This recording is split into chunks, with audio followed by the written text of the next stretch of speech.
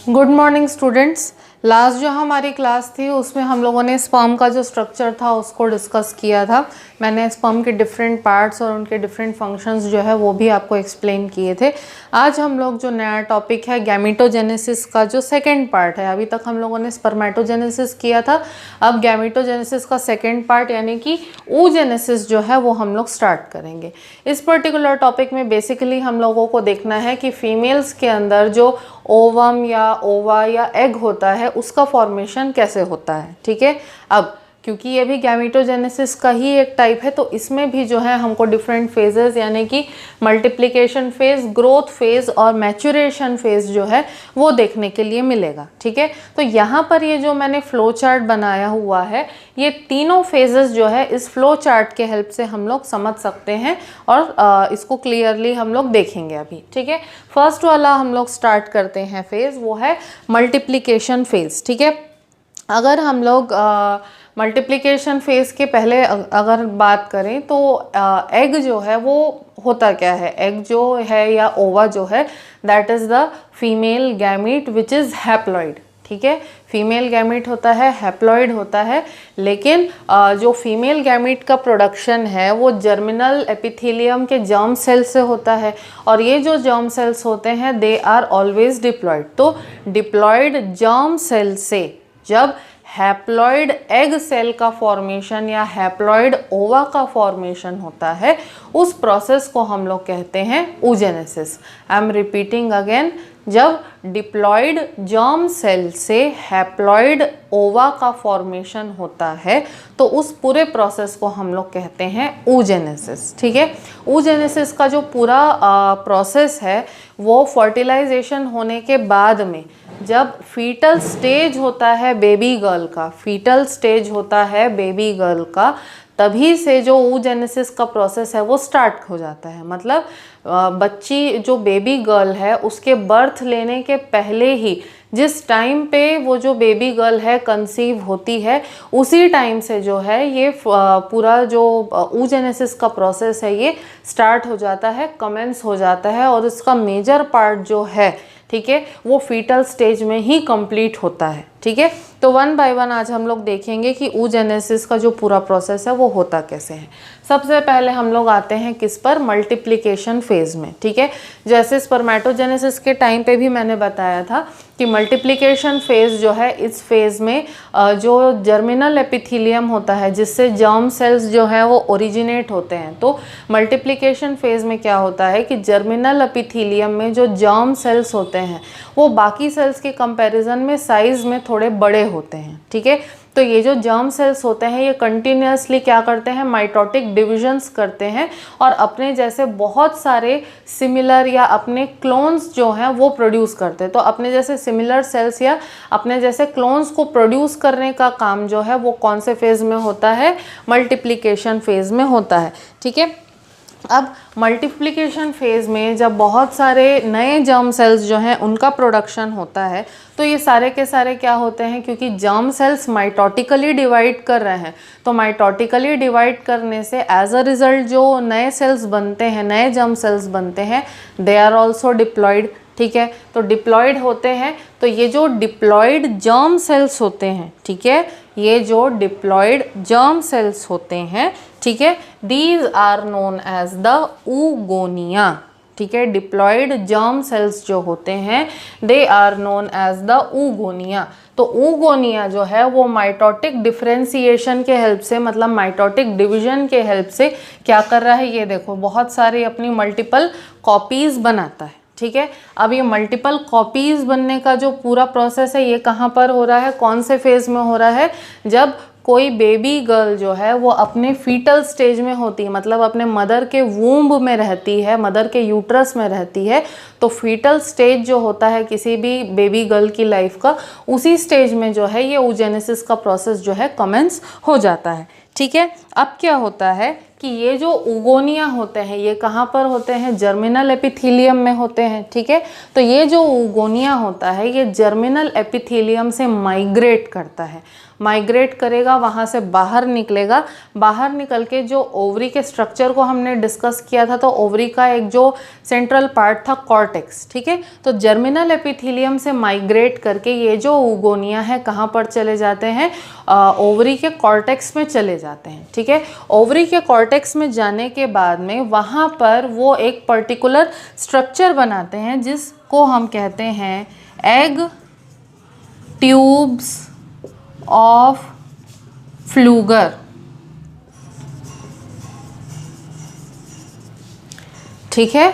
क्या बनाते हैं, oogonia जो है वो जर्मिनल एपिथेलियम से माइग्रेट करेंगे, माइग्रेट करके ओवरी के कॉर्टेक्स में जाएंगे और ओवरी के कॉर्टेक्स में जाके एक पर्टिकुलर स्ट्रक्चर बनाते हैं जिसको हम कहते हैं एग ट्यूब्स ऑफ फ्लूगर, ठीक है। ये जो एग ट्यूब ऑफ फ्लूगर होता है ये बाद में जाके क्या होता है, ये मल्टी सेल्यूलर स्ट्रक्चर बनाता है जिसको कि हम लोग कहते हैं एग नेस्ट, ठीक है।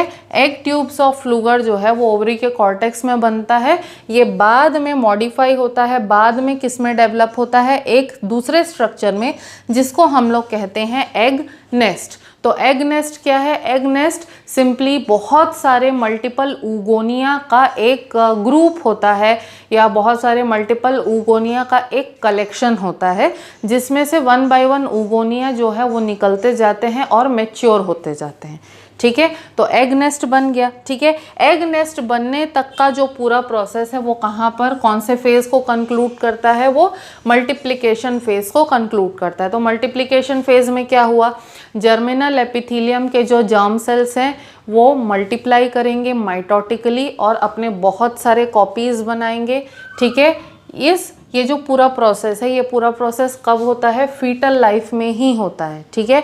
अब ये जो oogonia है ये जर्मिनल एपिथेलियम से माइग्रेट करके ओवरी के कॉर्टेक्स में जाएंगे, ओवरी के कॉर्टेक्स में जाके एक स्ट्रक्चर बनाएंगे एग ट्यूब्स ऑफ फ्लूगर। ये जो एग ट्यूब्स ऑफ फ्लूगर है ये मैच्योर होते हैं और एक दूसरा स्ट्रक्चर बनाते हैं जिसको हम लोग कहते हैं एग नेस्ट, ठीक है।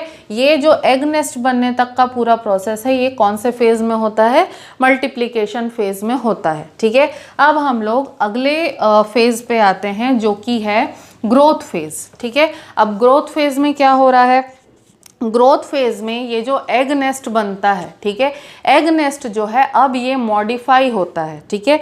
कैसे मॉडिफाई होता है, एग नेस्ट के अंदर में जो एक oogonia होता है, एग नेस्ट के अंदर जो एक oogonia होता है वो साइज में इंक्रीज होगा, ठीक है। एग नेस्ट के अंदर बहुत सारे oogonia रहेंगे तो एग नेस्ट के अंदर का एक oogonia जो है वो मैच्योर होने लगेगा, ग्रो करने लगेगा और उसकी साइज जो है वो इंक्रीज होगी, ठीक है।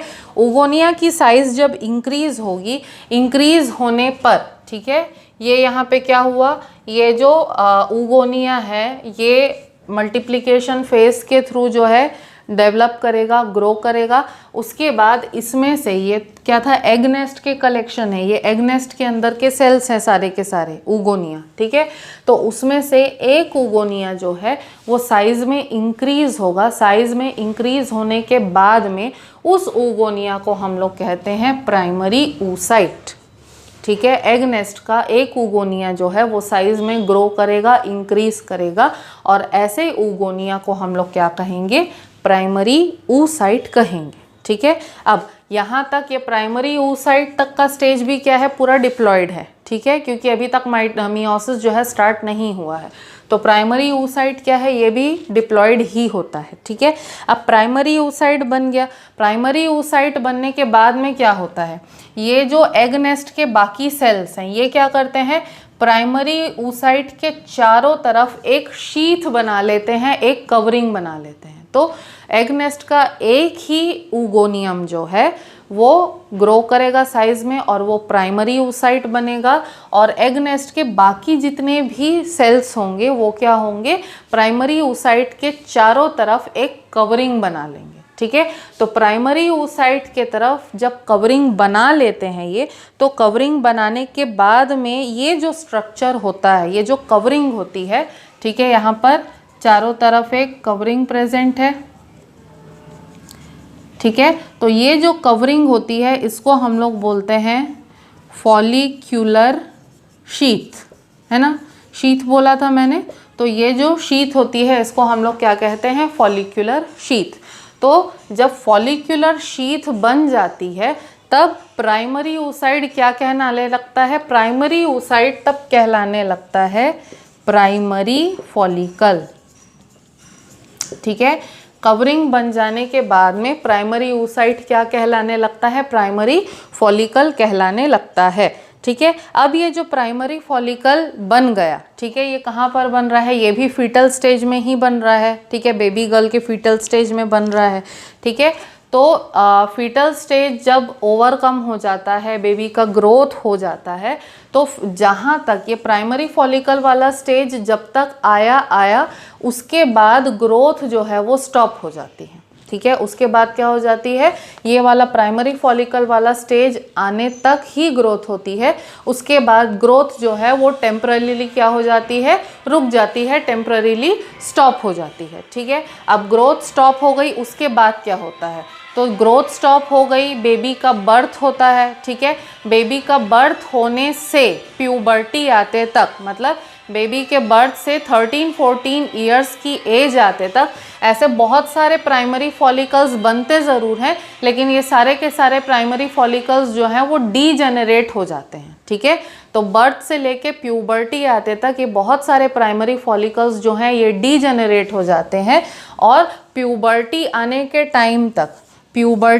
के टाइम तक ओनली 60,000 से लेकर के 80,000 फॉलिकल्स ही बचते हैं, उससे ज़्यादा फॉलिकल्स, प्राइमरी फॉलिकल्स नहीं बचते। ठीक है, अब ये कौन सा फेज़ हुआ, ये हो गया ग्रोथ फेज़। ठीक है, अब फाइनली हम लोग किस पे आते हैं, मैच्योरेशन फेज़ पे आते हैं। ठीक है, मैच्योरेशन फेज़ में क्या हो रहा है, मैच्योरेशन फेज़ में एक्चुअली मियोसिस 1 जो है वो स्टार्ट हो रहा है। ये हम लोग यहाँ पर देख रहे हैं, यहाँ पर से मैच्योरेशन फेज़ जो है वो स्टार्ट हो रहा है।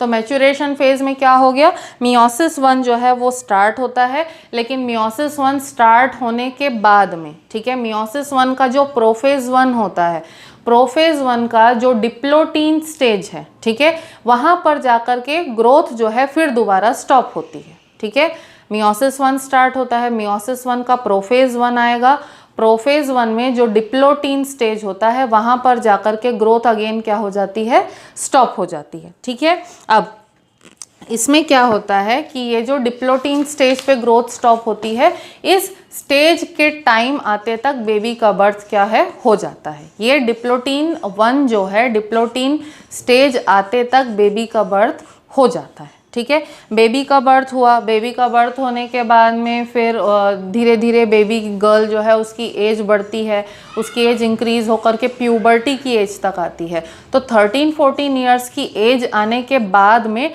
डिप्लोटीन स्टेज से आगे की ग्रोथ जो है वो दोबारा स्टार्ट होती है। ठीक है, तो इससे क्या हो गया, डिप्लोटीन स्टेज से आगे की ग्रोथ जब स्टार्ट होती है तो उसके बाद क्या होता है, उसके बाद ये जो फॉलिकुलर शीथ था, इसके अंदर के जो सेल्स थे, ठीक है, फॉलिकुलर शीथ के अंदर जितने भी सेल्स होते हैं ये क्या करते हैं, एक सिक्रीशन प्रोड्यूस करने लगते हैं। ठीक है, फॉलिकुलर सिक्रीशन प्रोड्यूस करने लगते हैं, जिससे यहाँ पे अंदर क्या बन जाती है, एक कैविटी या एंट्रम बन जाता है, जो मैंने आपको पहले भी ओव्यूल के ओवा के स्ट्रक्चर के टाइम पे आपको एक्सप्लेन किया था, है ना।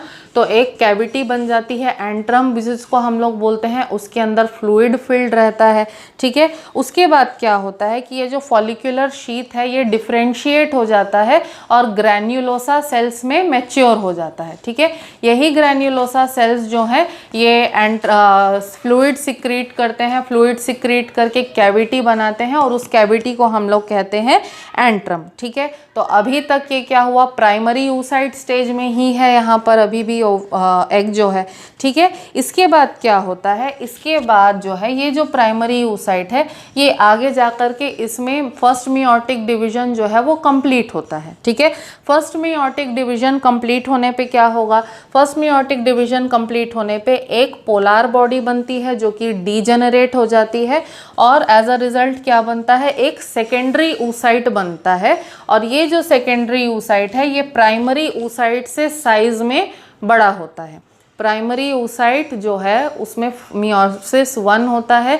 मियोसिस 1 होने के बाद में एक फर्स्ट पोलर बॉडी बनती है जो कि डीजेनरेट हो जाती है एंड क्या बनता है, सेकेंडरी oocyte बनता है। सेकेंडरी oocyte जो है वो प्राइमरी oocyte से साइज में क्या होगा, बड़ा होगा। ठीक है, अब सेकेंडरी oocyte बनने के बाद में क्या होता है, क्योंकि यहाँ पे मियोसिस हो चुका है ऑलरेडी, तो ये जो सेकेंडरी oocyte है अब ये क्या हो जाएगा, हैप्लॉइड हो जाएगा मियोसिस 1 कंप्लीट होने के बाद में।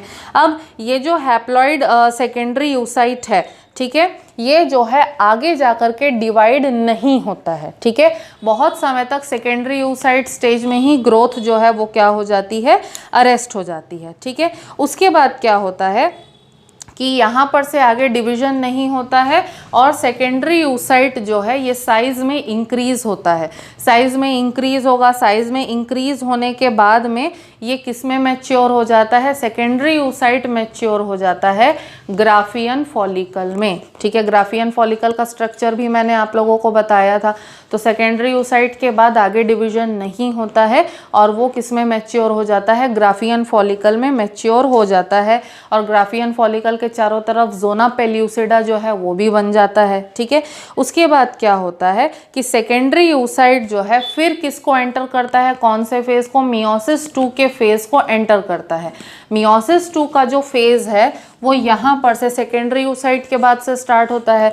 मियोसिस 2 का फेज जो है उसको एंटर करने के बाद में जो मेटाफेज 2 होता है, मेटाफेज 2 तक का स्टेज जो है वो रीच होता है, लेकिन मेटाफेज 2 में जाने के बाद में जो है फिर से क्या है, ग्रोथ रिस्ट्रिक्ट हो जाती है, ग्रोथ स्टॉप हो जाती है। ऐसा किस लिए होता है, ऐसा इसलिए होता है क्योंकि एक सब्सटेंस जो है उसका सिक्रीशन होता है जिसको हम लोग बोलते हैं MPF यानी कि मेटाफेज प्रोमोटिंग फैक्टर। ठीक है, मेटाफेज प्रोमोटिंग फैक्टर जो है ये रिलीज होता है जो कि सेकेंडरी oocyte को मेटाफेज 2 से आगे बढ़ने नहीं देता है। ठीक है, अब MPF की वजह से सेकेंडरी oocyte जो है वो मेटाफेज 2 के आगे बढ़ नहीं पाता है। तो इसी स्टेज में जो सेकेंडरी oocyte है या जो ग्राफियन फॉलिकल है वो ओव्यूलेशन के प्रोसेस के थ्रू ओवरी से रिलीज हो जाता है। ठीक है, तो इसी फेज में क्या होता है, सेकेंडरी मेटाफेज 2 वाले स्टेज में ही जो एग सेल होता है, जो ओवा होता है, वो ओवरी से रिलीज हो जाता है और फैलोपियन ट्यूब तक आ जाता है। ठीक है, अब इसी ड्यूरेशन में अगर स्पर्म की एंट्री फीमेल रिप्रोडक्टिव सिस्टम में होती है तो स्पर्म की एंट्री होने से ये जो MPF है ये क्या हो जाता है, इनएक्टिवेट हो जाता है। ठीक है, MPF जो है स्पर्म की एंट्री से क्या हो जाएगा, इनएक्टिवेट हो जाएगा और MPF की जगह एक और सब्सटेंस जो है वो रिलीज होता है जिसको कि हम लोग बोलते हैं एनाफेज प्रोमोटिंग कॉम्प्लेक्स। ठीक है, एनाफेज प्रोमोटिंग कॉम्प्लेक्स जो है वो रिलीज होने लगता है स्पर्म की एंट्री से। तो एनाफेज प्रोमोटिंग कॉम्प्लेक्स जो है वो दोबारा से जो मियोसिस 2 है उसको स्टार्ट करता है। मियोसिस 2 को स्टार्ट करने पे फिर जो सेकेंडरी oocyte है वो मियोसिस 2 का पूरा प्रोसेस जो है उसको कंप्लीट करता है। As a result meiosis 2 complete करने के रिजल्ट में क्या होता है कि एक सेकेंड पोलर बॉडी बनती है जो कि फिर डीजनरेट हो जाती है एंड फाइनली जो प्रोड्यूस होता है वो होता है ओवम। ठीक है, अब ये जो ओवम है ये किसके अंदर एनक्लोज्ड रहता है, ग्राफियन फॉलिकल के अंदर ही एनक्लोज्ड रहता है। तो स्पर्म जो है अगर वो ओवम तक पहुंचता है तो ग्राफियन फॉलिकल के जितने भी लेयर्स हैं उनको क्रॉस करेगा, क्रॉस करके जब स्पर्म एग तक पहुंचेगा तब फिर कहीं जाके उनका फर्टिलाइजेशन और सब्सिक्वेंटली प्रेगनेंसी हो पाती है। ठीक है, तो I hope that this particular chart is clear to you. इस पर्टिकुलर चार्ट से रिलेटेड जो भी नोट्स वगैरह हैं वो भी मैं आपको सेंड करूँगी, तो एक बार वो नोट्स भी आप लोग पढ़ लेना तो आप लोगों को ज़्यादा क्लियर हो जाएगा, क्लैरिटी आएगी आपको कॉन्सेप्ट में। अगर फिर भी आप लोगों को कुछ डाउट है तो you can ask me. Thank you.